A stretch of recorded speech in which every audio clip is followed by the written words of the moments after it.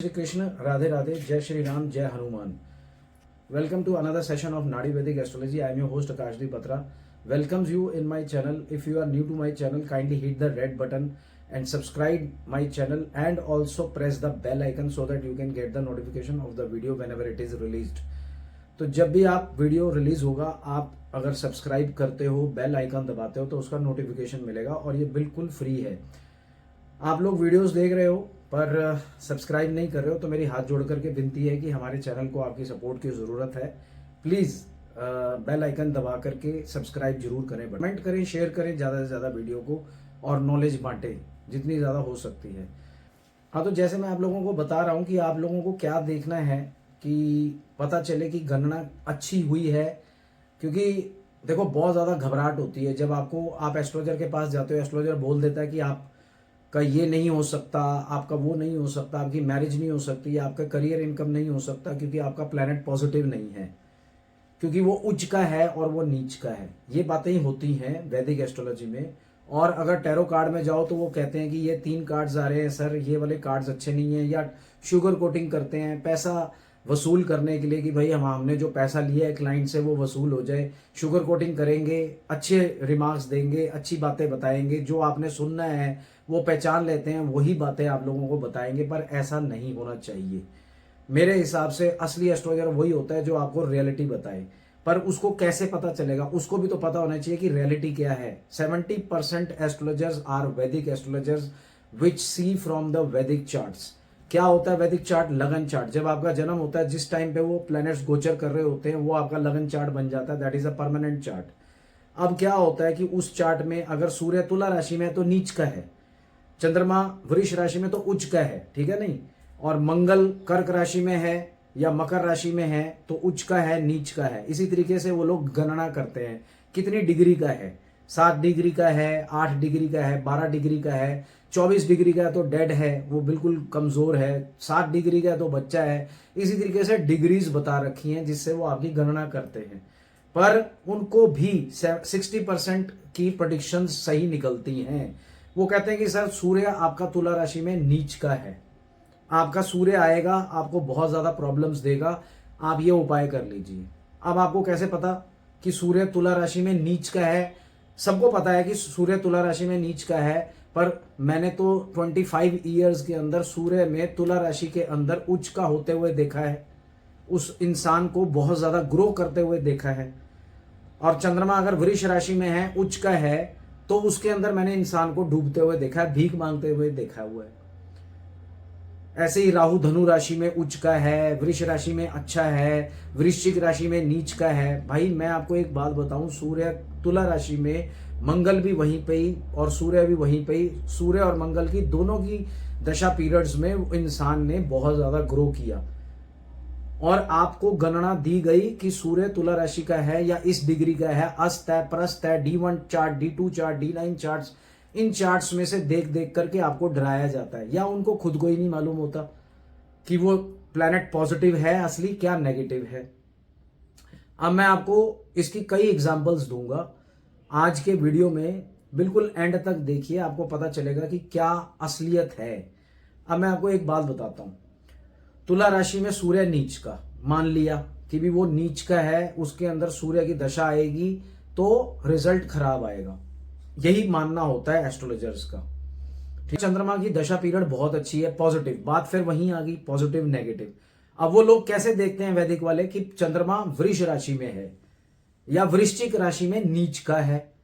तो अगर चंद्रमा वृश्चिक राशि में नीच का है तो वो बोलेंगे जी चंद्रमा तो आपका अच्छा नहीं है.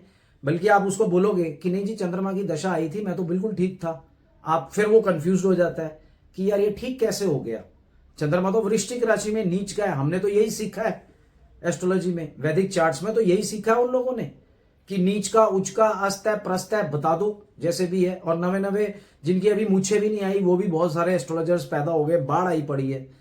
और एस्ट्रोलॉजी, वकालत, डॉक्टरी, ये एक्सपीरियंस के साथ आती है इंसान को.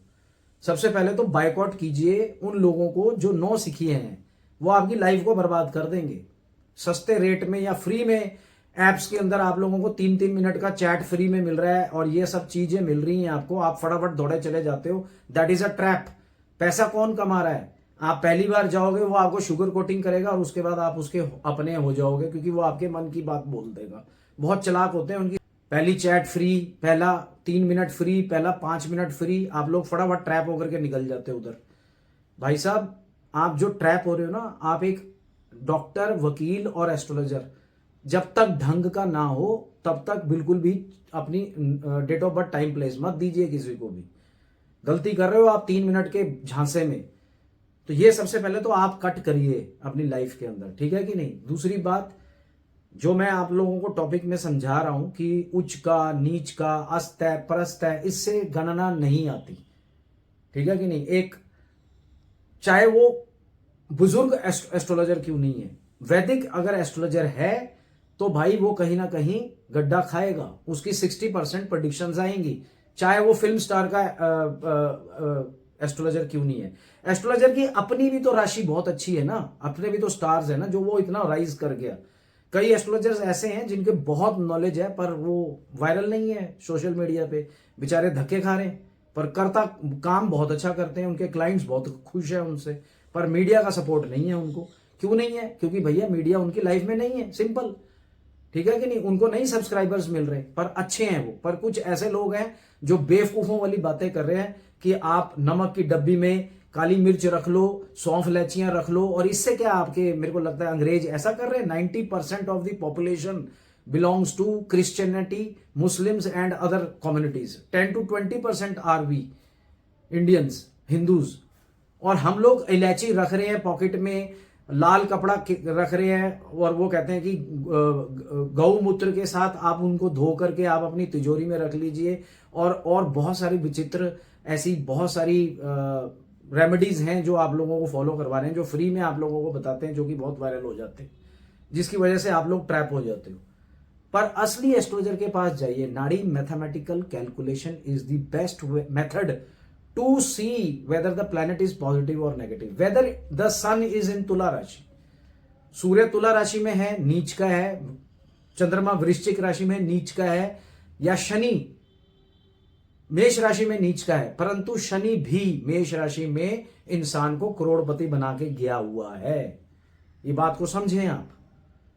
अगर आपको किसी ने एक ने बोल दिया कि ये उच्च का है, ये नीच का है, ये अस्त है, प्रस्त है, D1 chart, D9 chart, D10 chart में ये सब कुछ आ रहा है, आपको कह रहा है कि ये सब करो, तो प्लीज एक बारी नीचे लिखे नंबरों पे बात कीजिए। मैं आपको बताऊंगा कि वो प्लैनेट पॉजिटिव है या नेगेटिव है, ठीक है कि नहीं। तो वो जानना बहुत जरूरी है। मैं ज्यादा वीडियो को लंबा नहीं करूंगा, शॉर्ट करूंगा, ताकि शॉर्ट में सिमट जाए सारी बात। तो आपको सारी बात समझ में आ गई। पॉजिटिव और नेगेटिव देखना ही सबसे बड़ी बात है। और आपकी लाइफ है ना, कोई आपको बोल देता है आपकी कुंडली में शुक्र अच्छा नहीं है तो आपकी वाइफ अच्छी नहीं आएगी, नहीं, ऐसा नहीं होता है। जुपिटर अच्छा नहीं है तो पति अच्छा नहीं आएगा। 7th का लॉर्ड कौन सा है, वो नीच का है तो आपकी शादी नहीं होगी, ऐसा कुछ नहीं है। आपको दशा पीरियड देखनी है सबसे पहले, किसकी चल रही है, उसकी पोजीशन क्या है। वो मैरिज के हाउसेज हैं उसके बीच में 2, 7, 11 are the main houses of marriage. 2 for the family, 7 for the spouse, 11 it's gain, और 2, 6, 10, 7, 11 are the main houses for accumulation of wealth, property and income, career. 11 is the main house, जिसके साथ भी जुड़ता है gains ही देता है, चाहे बच्चा क्यों ना हो। 2, 5, 11, पांचवा घर बच्चे का है, चाइल्ड बर्थ देखते हैं हम लोग। तो 11 नहीं है तो बच्चे की होने की संभावना कम हो जाती है, मतलब प्रॉब्लम्स आएंगी। 11 नंबर होना बहुत जरूरी है। अब ये पूरी कैलकुलेशंस नाड़ी के अंदर एक प्रोसीजर है, मैथमेटिकल प्रोसीजर है देखने का कि सन, मून, कोई भी प्लैनेट, 9 प्लैनेट्स है ना, sun, moon, Saturn, Rahu, Jupiter, Mercury, वो पॉजिटिव है या नेगेटिव है। सबसे बड़ा खेल ही यही है। वो वैदिक में नेगेटिव पॉजिटिव देखते हैं कि कौन सी राशि में है, उच्च का है, नीच का है, या उसकी डिग्रीज कितनी है, अस्त है, परस्त है। ये नहीं होता है। असली नाड़ी कैलकुलेशंस में आएगा कि उसके अंदर क्या हाउसेज आ रहे हैं। अगर हम कैरियर देख रहे हैं तो क्या 2, 7, 10, 11 आ रहा है without 6, 8, 12। 6, 8, 12 are the main houses which blocks the income. और अगर 11 भी नहीं है, 2, 10 आ रहा है, तो 10-15 हजार रुपए से ऊपर नहीं जाएगा वो। तो उसको ठीक भी तो करना है। अब ठीक करने के विचित्र और अद्भुत हमारे देश के अंदर रेमेडीज बताई जाती हैं, जिससे कि मेरा तो कलेजा फट जाता है इस चीज को सुन के कि 4 इलायचियां जेब में रख लो, आप वो दाल बहा दो, हरे रंग के कपड़े मत पहनो, नीली जीन्स ना पहनो। अरे भाई नीली जीन्स के अलावा क्या हरी हरी जीन्स पहनेगा वो? कपड़ों से क्या लेना देना है किसी भी चीज का? आपके इलायची रखने से क्या हो जाएगा? सौंफ वहां रख दो, इलायची अपने जेब में रखो, लाल कपड़ा जेब में रखो, उसके अंदर कॉपर का सिक्का नदी में बहा दो, मतलब मेहनत की कमाई आप बहा दो। अरे भाई combination of stones, mantras and puja, there are only 3 remedies जो कि काम करती है। तो जितने भी विचित्र और अद्भुत आप रेमेडी सुनते हो ना, उसको करते हो आप, कुछ असर नहीं होने वाला है। कुछ ऐसे लोग हैं जिन्होंने बहुत कुछ करके देखा है, मंदिर गए, गुरुद्वारे गए, मंत्र करे, पूजा करी, पर end of the day combination of stone से उनका ठीक होने लग गया। तो ये चीजें हैं, पर पहले देखना पड़ता है कुंडली के अंदर पॉजिटिव कितना है, नेगेटिव कितना। अगर बहुत ज्यादा नेगेटिव और सीरियस से सीरियस मेडिकल प्रॉब्लम्स,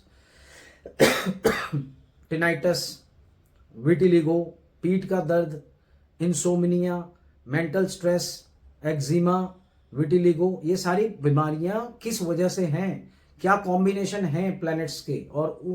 और नाड़ी कैलकुलेशन में क्या 6, 8, 12 जो घर है हॉस्पिटलाइजेशन का, वो कितनी बार आ रहा है प्लैनेट में, कितनी लाइंस में आ रहा है, सब लॉर्ड और उसके अंदर कितनी बार आ रहा है? 3 लाइंस होती हैं एज पर नाड़ी मैथमेटिकल कैलकुलेशन, तब उसका इलाज किया जाता है उससे, उसी के हिसाब से। तो नेगेटिव, आप सबसे पहले तो पॉजिटिव हो कि ये सारी चीजें होती हैं। जैसे दुनिया में अगर भूख दी है तो खाना भी दिया है, किसान ने वो खाना उगा के हमें दिया। अगर पेट्रोल है, खनिज कहीं पे है, तो गाड़ी बनाई हम लोगों ने, तब जाके वो पेट्रोल यूज हुआ, हमने उसको ढूंढा कि गाड़ी कैसे चलेगी, पानी से तो चलती नहीं है गाड़ी। वैसे ही अगर प्रॉब्लम्स हैं तो सोल्यूशन भी है, समझ रहे हो आप? तो सारी चीजें हैं इस दुनिया में, पर करने वाला कौन है? करने वाले आप हो। आपकी बुद्धि के अंदर हजारों लोगों ने ट्रैप्स डाले हुए हैं, हजारों लोगों की भीड़ लगी हुई है एस्ट्रोलॉजर्स की यूट्यूब में, ये कर लो, वो कर लो। आप लोग क्या है ना, फ्री वाले काम करते रहते हो, आपका कुछ ही नहीं होगा उससे, ठीक है? तो उम्मीद करता हूं आपको आज का वीडियो समझ में आया होगा। अगर समझ में आया तो हिट करिए लाइक बटन, शेयर कीजिए, कमेंट कीजिए, सब्सक्राइब करना मत भूलिए। तब तक के लिए जय श्री राम, जय हनुमान।